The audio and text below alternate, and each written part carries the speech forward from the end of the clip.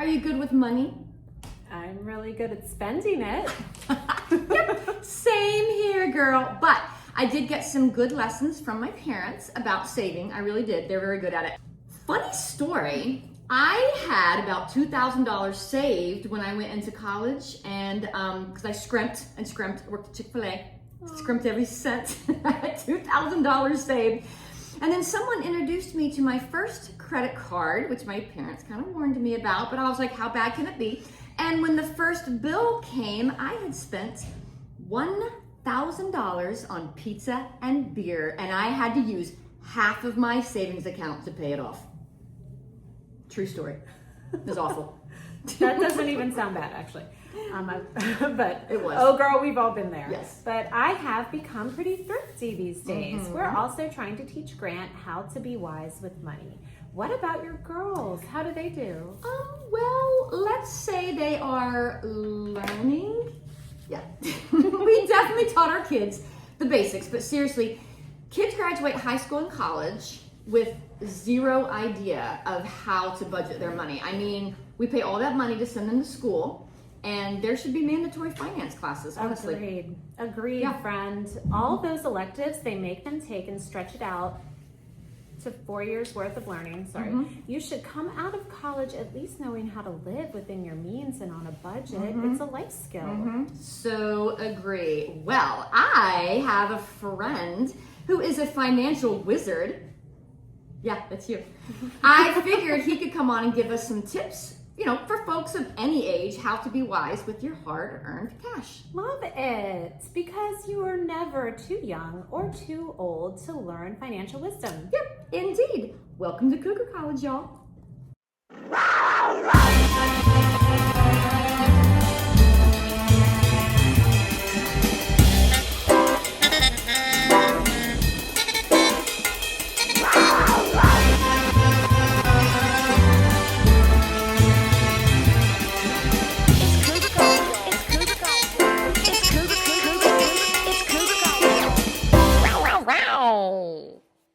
Welcome back, Cougar students, to another episode of Cougar College. We are your hosts and the Cougars. I'm Chrissy. And I'm Liz, and we are on a midlife mission to know it all. And we'd like to bring you along with us. Yep, because this podcast is about learning new things in midlife. We are well aware that some people may have tuned in thinking that Cougar College meant you would be learning how to pick up young men in midlife. Nope. You will not get that kind of education here, ladies. Nope. Sorry to disappoint. We are on the prowl for knowledge, not men. But stick around anyway, y'all, because you will definitely learn a little something, and that will not require you wearing a ton of makeup and slinky clothing. Thank God. Maybe a lot of makeup. Maybe. I don't know.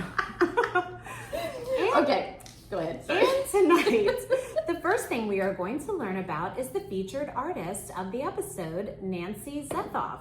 Is that how you pronounce Yes, it? Okay. Zethoff. Nancy's inspiration for creating beautiful one-of-a-kind silk batik scarves is nature. Nancy purchases 100% hand-rolled silk scarves, attaches the scarf to a stretcher, and lets the magic begin. She does freehand drawing on each one with wax resist or metallic dyes and signs each scarf. Then the complex layering process of painting with dyes begins. When you wear a true batik scarf, it has a feel like no other. It moves you, becoming an extension of your own energy. Simply put on a plain t-shirt and jeans and toss on your silk scarf, and you look and feel like wow. Wow. You can find... Mike, you look wow. You look wow, Michael.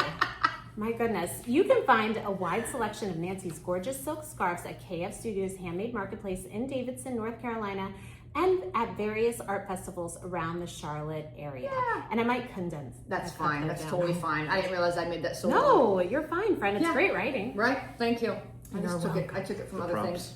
So her scarves are beautiful. She actually They are. will use the ink to draw, like the one I have on has a dog on it. I think the one you held up had a dog.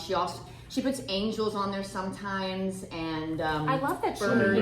hand draws on the scarf with a That's wax resist. impressive. It's very cool. And then she does one color at a time. So one color, then it dries. Then she does the next color, then it dries. It's pretty cool. How many hours does it take to do one, do you That's a think? good question. I have no idea. Yeah, I'd like to know. But if you go to her Instagram page, you could probably find out. Love it. Yep. Yay! Cool. Thank you, Nancy, for being our featured artist of the episode. Wow, oh my gosh, we're really I'm a killing mess. it tonight. Killing it. Okay, tonight's guest is a good friend of mine. He is a managing director at Davidson Wealth Management, originally from Stamford, Connecticut. Mike has a degree in economics from the University of Delaware and has spent his career helping others find solutions to make informed decisions that positively impact their lives. He spent 5 years living in Asia, I did not know that, which taught him invaluable lessons about culture, people, and the importance of connection, lessons that continue to influence his approach to wealth management. He's a husband, a father 3 times over, and an all-around amazing human being. Welcome to Cougar College, Michael Duggan. Yay! Welcome, Michael. Thank you. Oh my gosh, do you know Salisbury University since you went to University of Delaware? Yeah, it was Newark. I think that was right in town there, but It's in Salisbury, Maryland. oh no, that I didn't. Oh, okay. Just kidding. There is a high school of Salisbury that that a lot of Delaware. In Delaware? Yeah. Oh my goodness. Yeah. Okay, well It was a private school. A lot of kids are like transient from University of Delaware to Salisbury. Salisbury is where I went. Oh. So I was like, oh, And there's a we're all on Salisbury, that peninsula. 30 minutes down the road. Yeah, there is. Maybe 45. Maybe. But anyway, 50. cool. Okay, so We have a cougar cocktail. Yes. So before we start in asking Michael all these questions about finances, because he is extremely knowledgeable and very good at it, Michael chose a what is this? A cider for his cougar cocktail. So Yes. I went to Teeter and I found, well, I specifically chose this one because it had the state of North Carolina on the Love front of it, it. I was like, yes, Do you North want me to Carolina. read the back? Yes, read the back. Okay, Let's see what we're so- gonna drink here. This is Flat Right. I'm sorry. Oh my gosh. We're a mess. What is Flat happening? Rock Cider Company, and it's the tropical pineapple.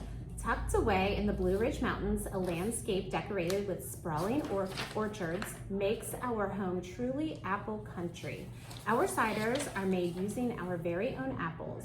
This blend stays true to our local mantra, hand-pressed apples and a tropical twist of pineapple to give this blend of refreshingly crisp and exotic flavor. From the orchard to the glass, we are proud to keep our hard ciders homegrown. How cool. Okay. Okay, let's open. Cool. All right, let's open it. Yeah, like just very much like the Okay, so before we taste very this, high I tech have on a the road. funny story about apples in North Carolina. So years ago, when the girls were little, we wanted to go up to the mountains and go apple picking. Yeah. And so we found this place, I can't remember what it was called.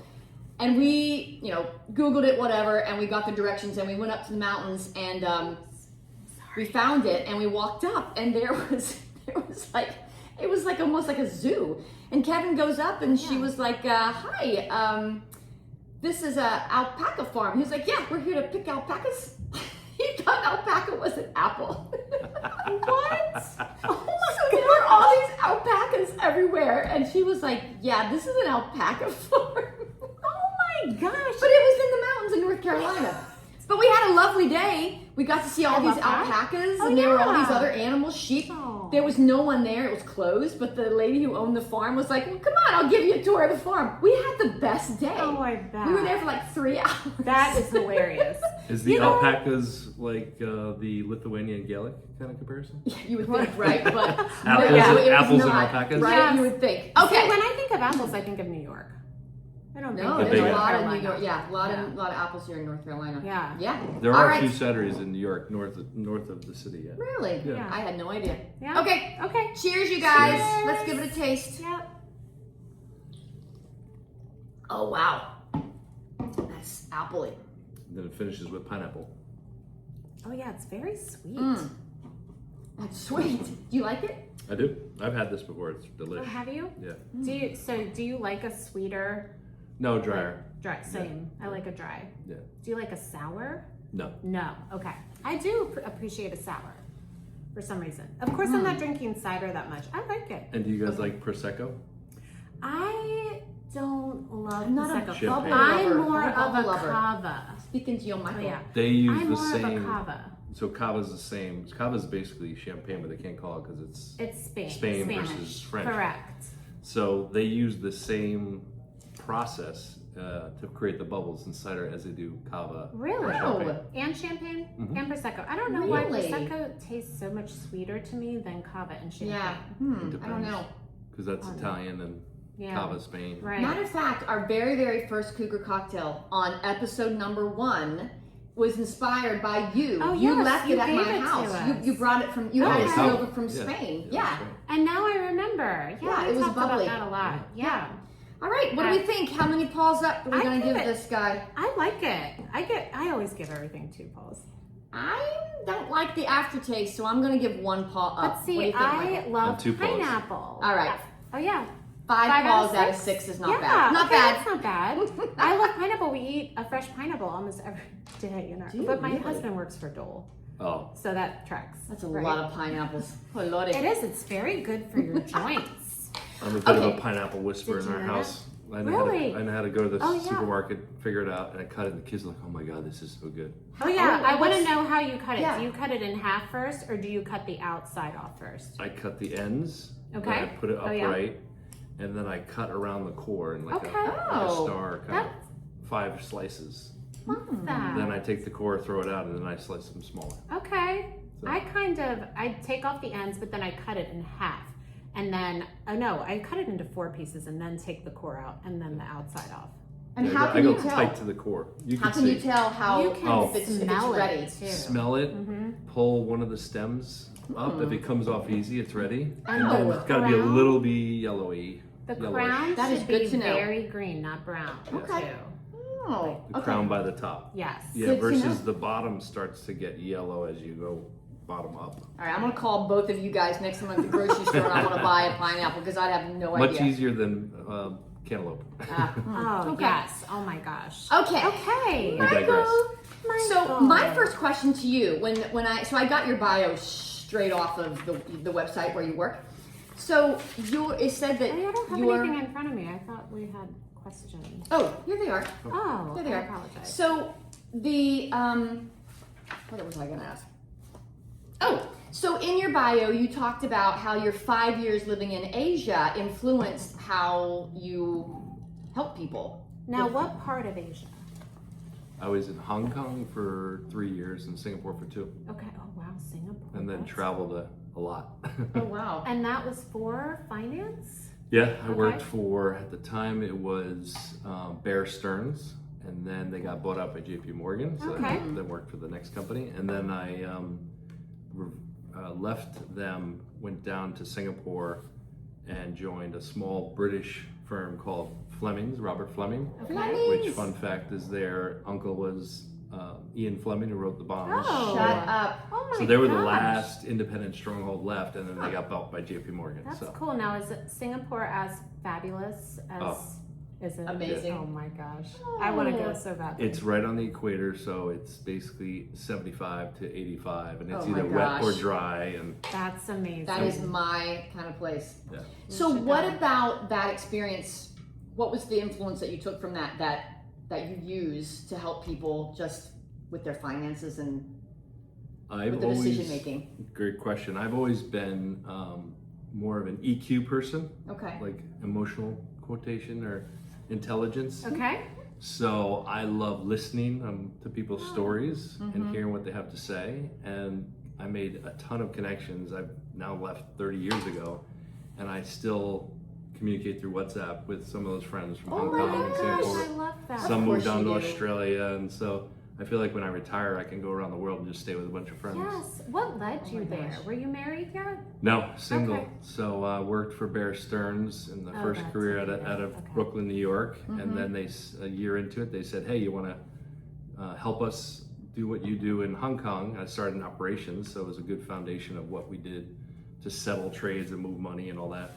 So I said, "Yeah, I'll do it." They said, "Do it for 3 months." So 3 months go by, and I worked 12 hours a day. It was kind of crazy. Ooh, that's a lot. Then the boss flew out and said, "You did a great job. Can you stay another 3 months?" I'm like, "Sure."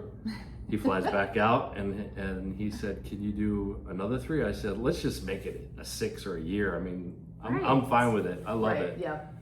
And I would make so many expat connections from here in America and Canada, Australia, and the locals were really kind and nice, and just making those connections. Like, you get invited to their home and eat their local food and learn how to make the local food. Oh, that's so cool. So it's really impactful, and just kind of opening your eyes to different cultures. Like, I wish everyone in the world can go to Asia, because it's misunderstood. It is. It's beautiful. It's culturally some of the best food, I think, out there. I know Italians will disagree, but Right. I know we had a Japanese exchange student, and just what I learned from her was amazing. Yeah. And funny enough, the Japanese women control the purse in the household. Whether it's investing or budgeting or spending is kind of funny. Not to segue, but I love it. I love that. Yeah. It's very different culture. So I'd spent time there, more travel, a couple business trips, a couple personal trips, but just a tremendous part of the world that it takes a long time to get there. Yes, it does. But it's worth it. And you got to basically go there for 2 weeks, maybe a month. You do. Yeah. I love To it. make the flight worth it, especially. So I think all that listening, all that compassion, all that learning the knowledge of the global markets, not just isolated here in the US, helps you understand how everything works, how it's in, the globalization that we hear about today. So Right. Are there major what's the major differences between that culture and how they save and spend and us? well, funny enough, from a tax perspective, Hong Kong and Singapore, use them as examples, they have a flat tax. I wish we could go to a flat tax here, meaning that for every dollar they make, only 15%, everybody pays 15. Whether you're starting out in your career or you're a CEO of a company, where they get their taxes is from the VAT, value added tax. You've heard of that in England and Ireland. Yeah. They charge an extra tax. So if you bought a Ferrari here, it would cost you $250, right? Okay. Maybe not, maybe a little more now. But there, when I was there, it would be $1 million. So the person who can afford that is going to pay that tax. Right. Because they don't care, because they just made $1 million and only spend 15% on taxes. So they pick it up in the tourism, they pick it up in the VAT, and so it's kind of makes sense. Ben Carson, not to get political, but he tried to get the flat tax here, and everyone was like, "No way," Oh my god! because we have like 5 tiers of taxes. It's confusing. I met him. Exactly. He seems like a good guy. The neurosurgeon. Yeah. I met him at Johns Hopkins randomly, but I was there for my dad. My dad had a brain tumor. Anyway, that is cool. Yeah. Okay, so let's start out then. So I was at your house the other day, and you were kind of giving me a little bit of information that we were just kind of talking about off camera, about what you're seeing.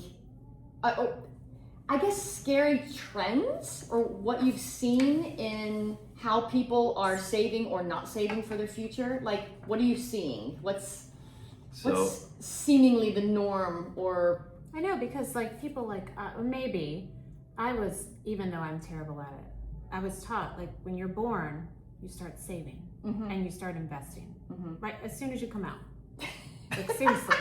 Seriously. Or someone does it for you. Yeah, someone does it for you. But that's how my family operates. Right. So when you pop out, they just start opening an account. Yep. I had a stock. She's got a social security number. I know. Yep. It was helpful. Yeah, for sure. That's probably the biggest thing. Is we can talk about investing in a bit, but is starting as early as you can, because as I think I said to you the other night, us here, we can't buy more time. Right. But our kids and those who pop out have a lot of time. Pop out. So whether you're saving for retirement or just saving outside of a retirement plan, you have a lot of runway to save money. So key is to definitely start early and be consistent. So you force yourself to save. So kind of brings up savings. I did a quick little search of statistics. How many what do you think the average savings people have in America? What does the average American have in savings? Oh my gosh. Like how Fun old? fact trivia. I don't like- even know what I have. Like Adults. By adults. So 18 and older. Oh. On average, what's that population? Probably 200 million or something like that. Oh Lord. So the average person's savings. It could be retirement. I'm It could be gonna in the let bank. you guess this because I'm terrible with guessing. Okay. Like So stuff I like- would say the average person, With money. let's say my age, 52.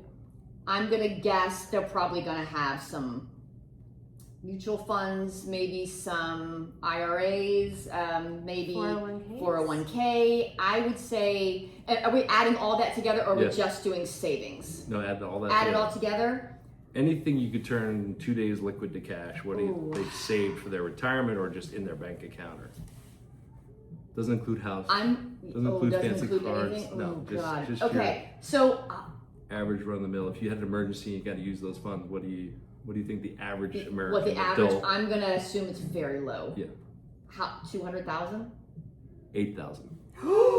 Only 8,000? Oh my God. 8,000. Oh, that gave me chill At bumps to think about it. 52? No, at anything Oh, adult. 18 to So 52. okay. I didn't narrow down to age 52, but it's scary. Like how many Americans really do Oh, not Lord. prepare. Oh my gosh! Only She's sweating. She's 8,000? sweating. That gives me a hot I flash. know. How are you going to Hold- ever stop hold on. Oh, working? yeah. Right. Yeah, how would people Christy and I stop may never working? stop working, but Well, by we don't make any choice. money either. we don't make any money. We throw it out Thank the God we have window. husbands that are making money. So that's really a broad, obviously, number. Right, But right, if we narrow it down to retirement accounts. Yeah. Okay. So what percentage of adult Americans have retirement accounts? 401ks Yeah, and IRAs. how many Is it really adult low? Americans? I mean, Yeah. you would hope. What percentage just has an Right. account, like has started it and funded it? What percentage of Americans? Adult Americans have an account. I would 50%. Okay, what do you think? Oh gosh, I don't know. Is it lower? I'll say 30. You guys are low. It's 60. Oh, okay. Well, that's good. So- That makes me feel good for a little people. bit better. But Yes. still, that means that 40% are probably dragging that 8,000 average down, Oh, right? So they're not Lordy. prepared or didn't think or haven't been educated, right? Right, It's all right, about right. education. Right. Exactly. And then obviously you could take it a step further. There's different tools, IRAs, 401ks, but the Roth is kind of, you hear about it more and more because it's kind of taken on forms where you can participate in qualified plans now. Like Right. your office has a 401k. People don't know that you can actually split it up between pre and post tax, and the post tax is a Roth IRA. Yes. Okay. I do know that and I don't understand it at all.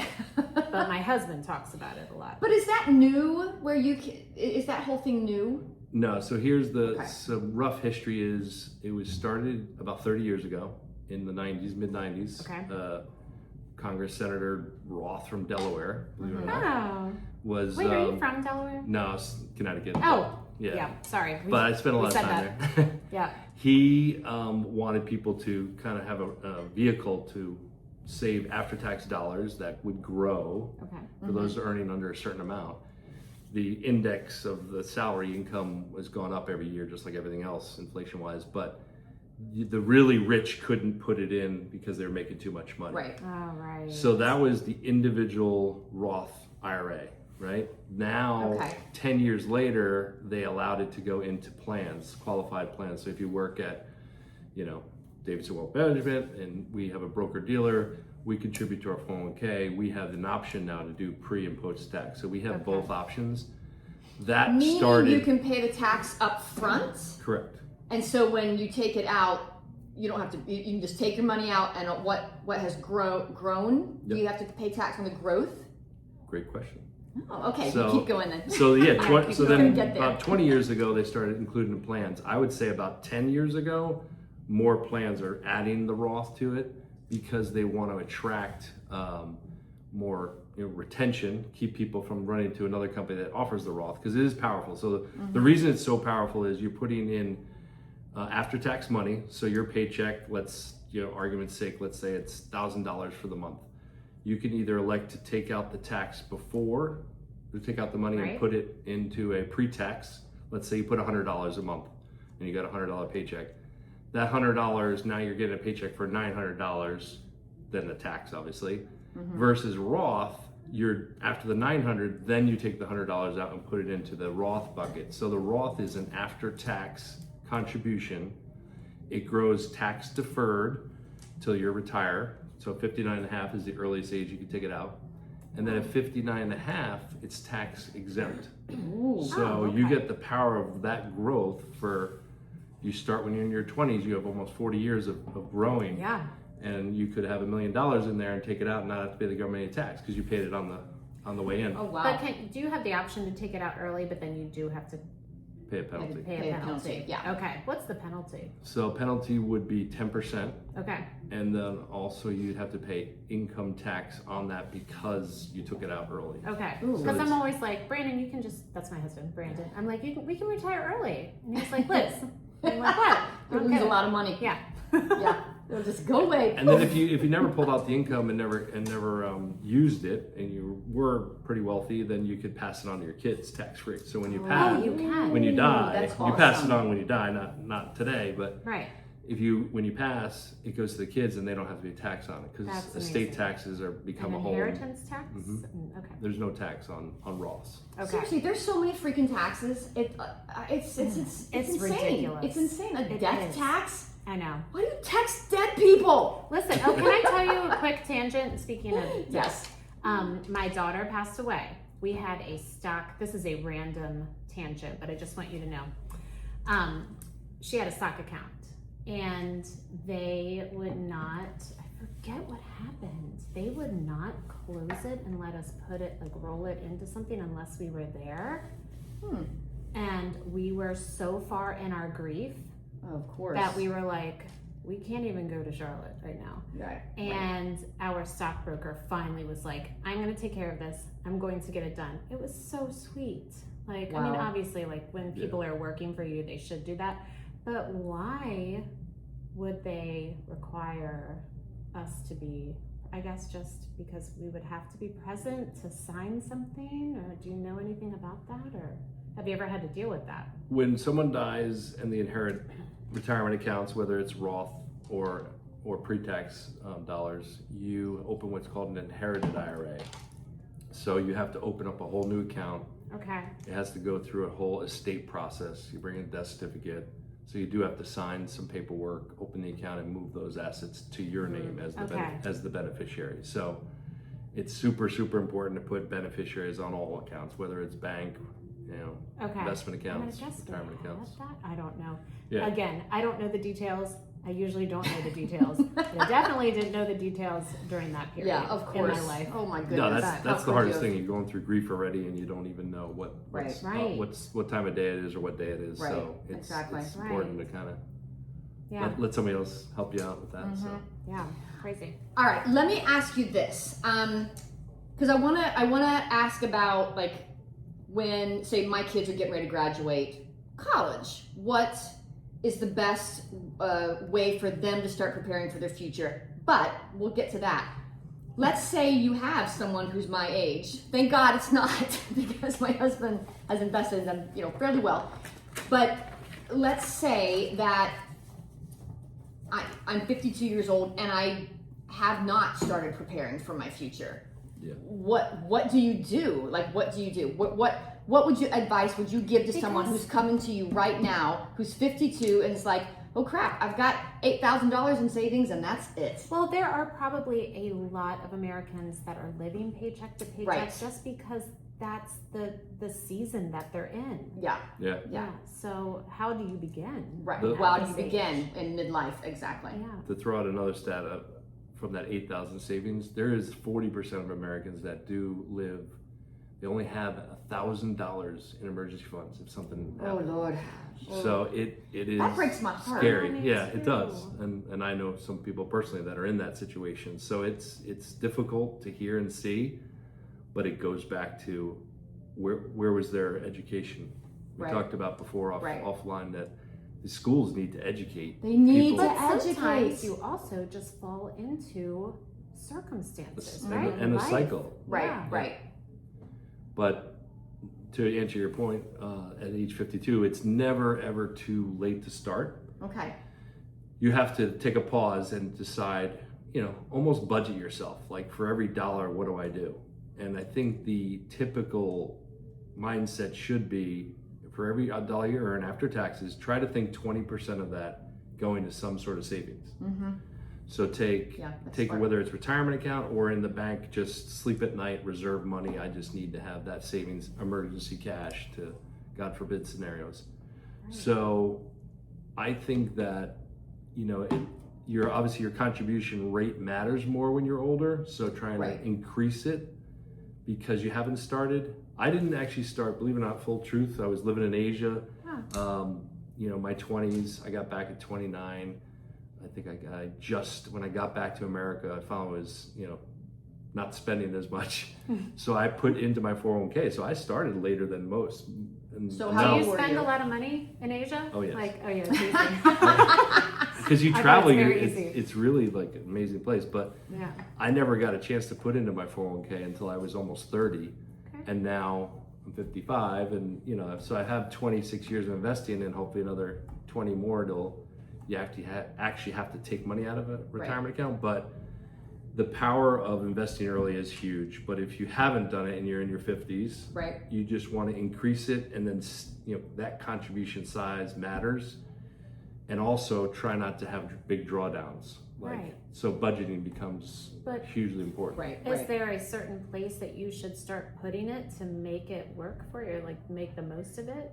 Like just a regular savings or?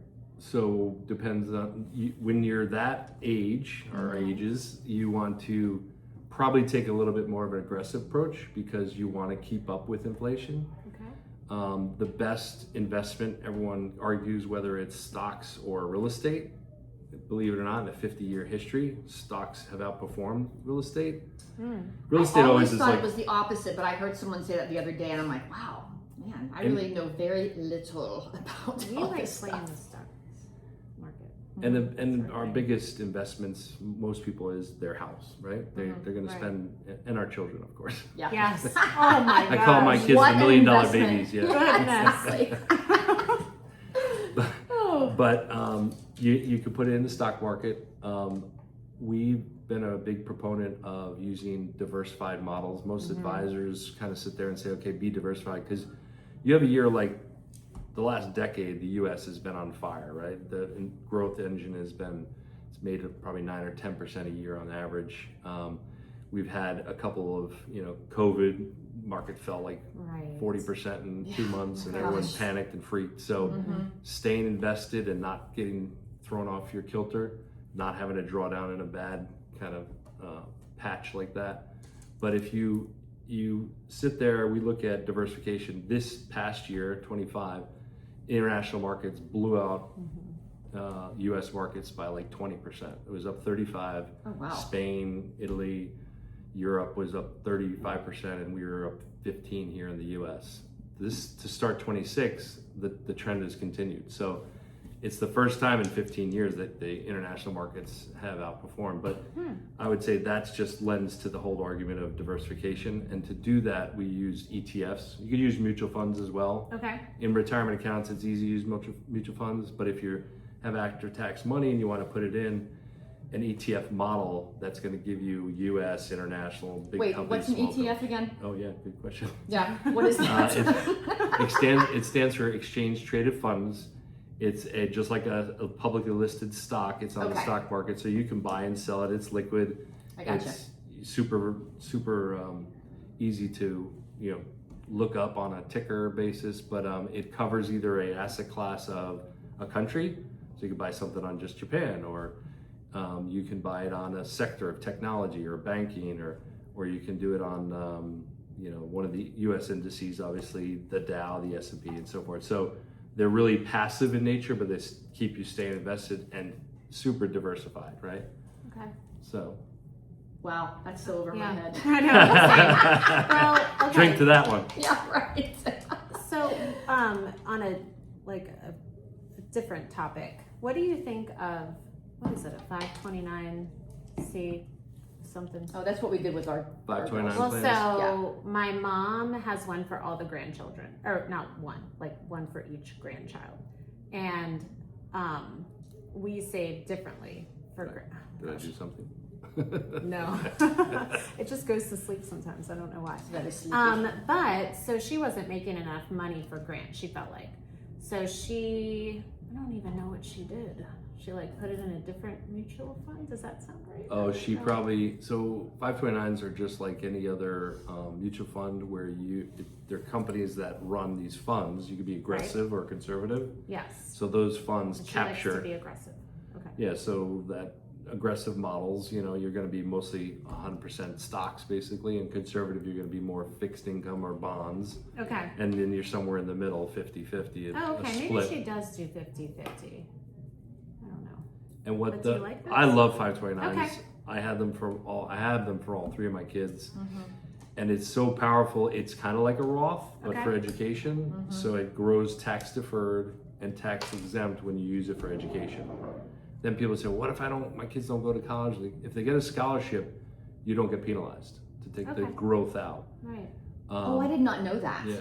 That you could get penalized. So you can take out what they got in a scholarship without having to be penalized or pay Yes. taxes on it. Or what I encourage people to do is just take that and roll it to grandkids. Okay. Or they keep it in their fund.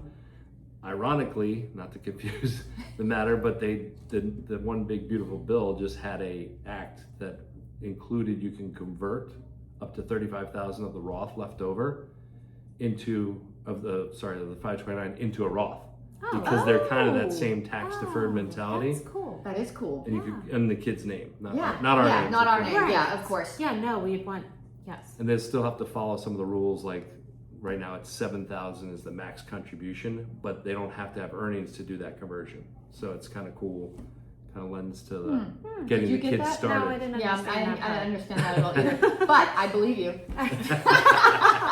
It's Somebody listening might Yes. have got that. You guys know what he's talking about. Okay. All I know is thank God for those 529s, and thank God we started them Yes. early because, gosh, y'all, college Yeah, is I know. expensive. Well, my grandparents did it for me and my brother, and then so my mom does it for my son and my niece. Yeah. And it'll probably trickle down from there. That's So awesome. yeah, you can go multi-generational as long as it's in the Yes. family lineage. Okay. You can pass it down. So Okay. Oh, that's awesome. Yeah. and my- it can go cousins too. It's not just Oh, Yeah. really? Oh, I didn't Yeah. know that. Oh, Yeah, wow. my grandparents Gotta be in the Kentucky family tree though. had Okay. zero money. Not on the totem pole? Not on the totem pole. Chrissy? Our You didn't listen my to that. grandparents had zero money, so we had my parents they had to save. We didn't have 529s or anything. They didn't have any savings to send us to college, but my parents were so good at saving money. Oh, good. Not necessarily investing, although they got better at investing later in life, but they saved. That's And they amazing. ended up, and so one of the greatest gifts they gave us, and I know that not everybody can do this, but one of the greatest gifts they gave us, neither one of my parents ever made six figures ever, is that they paid for our college. And when we came out of college, we were debt free. Yes, they gave you the gift of Yeah. starting life debt free. Yes, I that's love a that. great That's gift. amazing. And now they're able, so they, like your mother, they have funds for all the grandkids. Yeah. And so one of my daughters, Molly, I hope you don't mind me saying this, she was like, hey, when do I get that money? I was like, not Never. till you graduate. She's like, can I use it to pay my bills with it? And I was like, no, it is to put down a Yes. down payment on a house, or if you need a car, or to pay for additional education. Or a That's what wedding, they're. Well, Well, we'll pay for the no, weddings. okay, We'll pay for the okay. weddings. No, that's another thing. Holy crapola! After we finished paying for college, now we got to start working on the weddings. So, okay, here's my question on a personal level, if it's okay for me asking you. Yeah. Do you have additional savings accounts or funds or IRAs or whatever because you've got two girls, and so you're going to be paying for two weddings, maybe, if they get married. Do you have another account that's building for their weddings, or you're just going to play that by ear? I know you're not going to play that by ear because I know you. No, I definitely. So I usually use 3 buckets of money. So you got the after-tax money that's in your bank, but you can invest it, which I do. Then you have your IRA retirement money, which is pre-tax, and then I have the Roth bucket. So I have all three. Okay. And I encourage people to try to do that, but it's not necessarily always possible. Right. Right. But in an ideal world, I'd love to just have all Roth and taxable, because then I can control the narrative on my income tax and whatnot when I retire. So, but the purpose of each bucket would be for certain expenses, Right. goals. We talk about, we're holistic planners, so we talk about goals-based planning, and we always have those: wedding, education, buy a new car. Right. So we have those earmarked and set aside as this is the purpose of this money. So Okay. I put aside a certain amount for the girls, and I'm sure that's going to be much more expensive when they get married, but we'll Yeah. figure it out when it gets there. But you definitely want to earmark stuff for that, because Sure. our goal is to pay for their weddings. Our goal was always to pay for their education, Mm-hmm. which we're almost at the finish line. Yeah, I was gonna say I've met Charlotte briefly once maybe, but how old are your kids? So one just graduated 6 months ago. Okay. Working at PwC in Charlotte here as an auditor. Loving her job. Hasn't Wow. complained once, which is nice. Congrats. That's awesome. She's so She's great. in the throes of So auditing, great. so she's like working 6 days a week. Wow. And then my son Sean is going to graduate in May. Okay. So he's still trying to interview and trying to get that next job. Mm-hmm. There's a job potentially here in Davidson, but he's like, I don't want to move back home. And I'm like, it's close free to rent. home. It's a free great rent. choice, It's yes, free rent. and free Right. rent. Home Where cooked where meals. is he at school? He's in Colorado, so Okay. he's far away. My wife would love him to come back here, obviously. I bet. I would too, but I know in his heart he loves skiing and nature, Oh my and gosh, that sounds all his fabulous. friends I know, are it there. does sound So fabulous. Yes. we always knew that there was the risk. They go Sure. to school wherever they go, and Yep, they may we're never come very- back. We're very Yeah, scared. Exactly. I have a feeling Molly will stay in Wilmington, which is not bad. It's only less Closer than than 4 hours. Ireland. It's closer than Ireland. Yeah, if Lily decides to stay in Ireland, I'll be a little sad, a little happy too, because then that gives us more opportunity and more reason to go over there, Absolutely. yearly or a couple times a At least year. you're connected to both. You had Oak Island and the Yes, Irish exactly, roots. for sure. And then Charlotte is in Wilmington as well with Molly, same year, Okay. sophomore. Oh my gosh. She's amazing. She won. She won the Survivor, the UNCW Wilmington. Well, UNC Wilmington Survivor competition. Oh my She got gosh. voted off at first because she was a threat. Then she got to come back and she won. Oh my gosh. She's so That's awesome. impressive. And I She's think the so only way awesome. she won is because she had to win all the challenges. Otherwise, they were voting her off again because she was like on a rampage, kind of plowed right I through. love that. Yeah, I love she's that they have amazing. that challenge. Yeah, it's pretty That's great. cool. Yeah, It's pretty great. yeah. Yeah. She'll probably, I could see her either here or Wilmington. Yeah. We have some family there, so I think she'd be comfortable either. She loves the beach, and Oh. she'll send me a video or a photo of the sunrise, and I get those two all the time because the sunrises there, good God, they're glorious. it's unbelievable. They are. Because it's you see it direct versus Oak Island. Yeah. You got to kind of look left, Yes. but Yeah. Okay, I have a question. You've got a couple things written down here. Napkin finance. What Yeah. is this? So this is a great tool for those younger investors. Well, for Okay. anybody really, but for the younger ones. So Maddie, who So just maybe my son, who's Yeah. 15, he's learning. We're trying to teach him. so when Maddie, before she graduated, she was like, okay, what should I spend on an apartment in Charlotte? And I said, what are you going to make? And then I said, let's break it down after tax. How much is that going to be? So then I said, well, let's look at napkin finance. And she's like, what's that? And so I was like, I'm going to teach you. So it's a quick, easy napkinfinance.com. There's a little search button. You can put in the word budget. And it has the rule of thumb, which is well known, but it's called 50, 20, 30. Okay. So 50% of your net dollars should go toward your essential spending. So it's, rent and medical and put food on the table, the basic stuff. Then 20% towards savings. It could be in a retirement account or into her bank account savings. That's good to know because I've always told my kids 10%. So now I'm going to start telling them 20%. Yeah, I Yeah. told her because she has our support here, but I said, why don't you start with 20 in your 401k? And she did it, signed up, and all her friends were like, whoa, that's a lot. What are you doing that much for? She goes, my father told me to. I said, you're going to live with that budget for a year, and if it's too tight, you drop it down. Yeah. You're never going to raise that. If you start at gosh. 10 and live with that, everyone's going to be like, well, I want that extra latte, or I Right, wanna right, go on right. vacation. Exactly. So if And you you go- don't need that extra latte, or what? You don't. You don't. No, you can make that latte at home. Absolutely. And then the other 30 is the fun stuff. Okay. Travel, shopping, Yeah. Love it. car, you know. Yeah. Yes. I wish I had sure. had this when I was just starting out, because I moved 2 hours away from my family.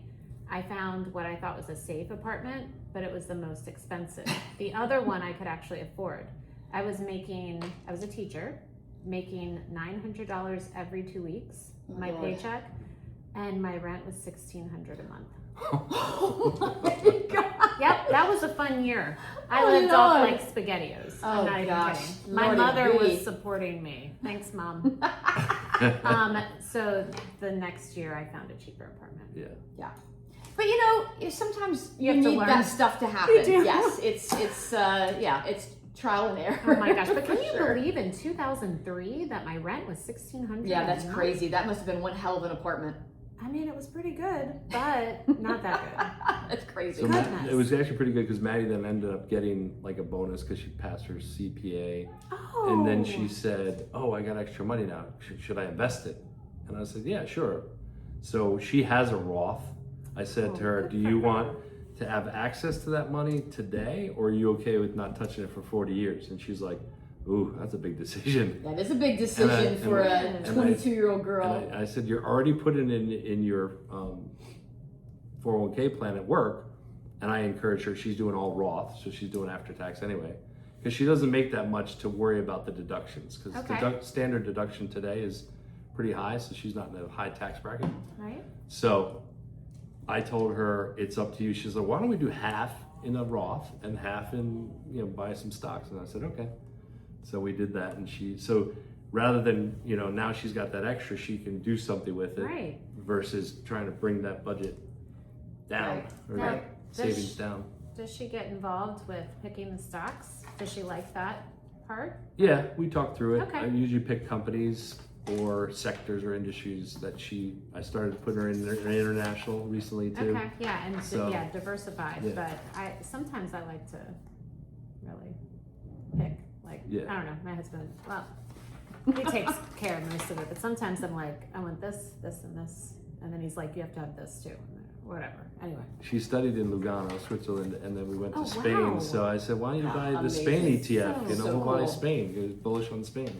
Wow. So stuff like that. is amazing. Just so they're connected Good to it, for yeah. her. Look Yeah. at her. Yeah, That's that's pretty great.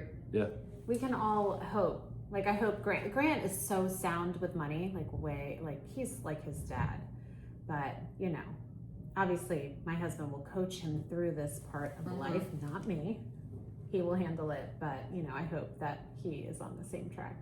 So because he's 15, you said, right? Yes. He can do, if he's earning any W-2 earnings. No. Okay.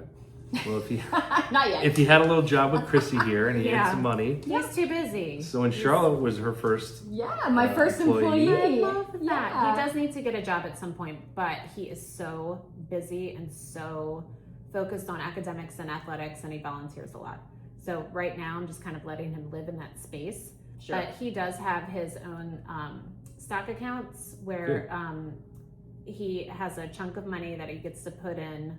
I don't even know how often it is anyway. And then my husband and him talk out what he's investing in, etc. So well, Charlotte, because she had the W-2, she was able to open a Roth minor account. So that's cool. that was powerful because now she's had that. It's grown. She's up like 50%. Was this job her first W-2? Yeah. I love Oh my it. gosh, I do love that. So when her Roth minor's $1 million, you can call her and say, hey, you owe me. I did that for you, You Charlotte. need the W-2 for that, Rob. Yeah, okay. it's got to be wages that's you presented to the IRS. Say, hey, Okay. I've made $2,000. You could do up to $7,000. She didn't make that much, but I said, whatever Nobody's you make. making that much around I think she maybe made $1,000. I said, Yeah, it wasn't much. obviously your 1,000, she spent it on coffees and whatever. I said, she's the worst at savings, by the way. She's the one I have to really hone in. But I said, because you worked hard and you did that, we'll match and put the 1,000 into the Oh, Roth. that's So a great idea. Yeah. not everyone can do that, but if you can, it's powerful to teach them that moment and then I wonder if my husband knows that and my son, because I feel like that would like propel him forward into maybe getting a part-time job, because he's a worker bee. He likes to do all the things. So. Education first, though. Focus. If Absolutely. he's driven, Absolutely. Yes, he's very driven. the one thing that's going to be interesting is come July this year. Those you heard of the Trump accounts. Oh, yeah, I saw that in your notes. They're going to allow. What is that? They're going to allow anyone under the age of 18. So your grant you guys can contribute up to $5,000 in his account, and then it converts at 18 to an IRA. It won't be a Roth, but So at least a Roth? Oh, it won't be a no, it Roth. won't be a Okay. Roth, but at least it'll be something that they can, track stocks and Right. Yeah. Oh, that's cool. plan for the Right, retirement. yeah. So from 18 to 60 years old, you got 42 years of growing, Right. Yes. Right. and then when it's big and you have to take it out, the government's like, okay, now we want our tax. Boo. Boo. No. I have a question. So years ago, there was these books out, Rich Dad, Poor Dad, that everybody was like, oh, this is the way to do it. And he was saying that your house is a liability, not an asset. And so this guy only would rent. So what is that? Oh. He did not, he said it was a money pit, whatever. But what about your... So I was curious what you thought about that. I think I disagree with that. I like having that as an asset. So you look at every investment as an asset. You're obviously going to have maybe a mortgage on it. We still have a mortgage on ours, and it's helpful with deductions and whatnot. Right. But Absolutely. the asset, if you take care of the asset, a physical asset, you're going to have to do a new roof, and so it does cost more money. Yeah, because my mom's never had a mortgage, so you pay more taxes. Is that correct? I don't even know. You don't pay more tax. Well, you do, because you don't get that deduction on the mortgage deduction. But Okay. because everyone went standard deduction in the last few years, it's basically not a huge thing unless you can get over that and itemize. Oh, well, we used to itemize back in the day. She does have a mortgage on her condo here, but she paid cash for her house.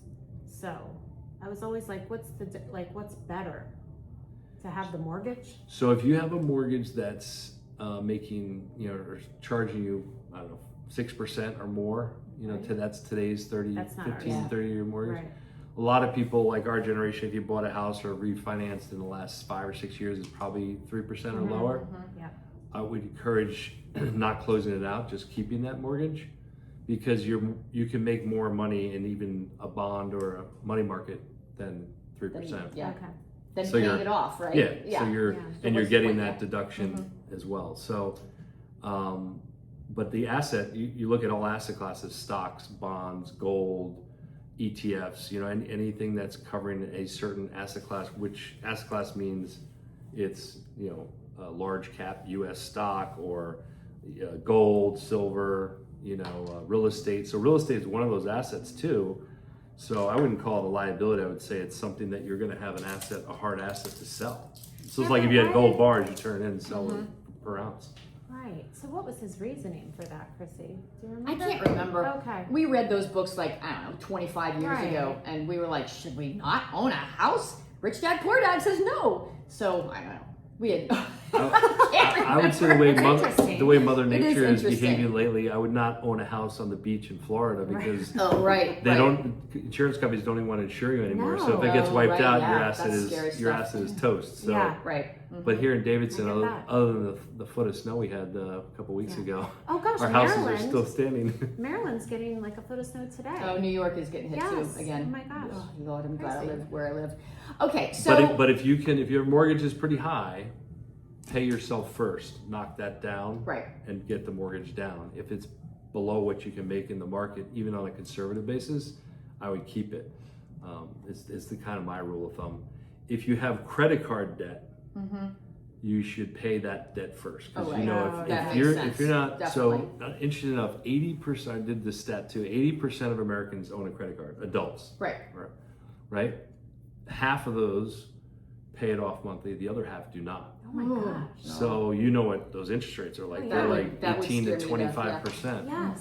So anyone that walks in and says, okay, here's all my assets here, I have this, do you pay off your credit cards? Well, no, I don't. Well, that's costing you 18%. Pay that down now. Lordy.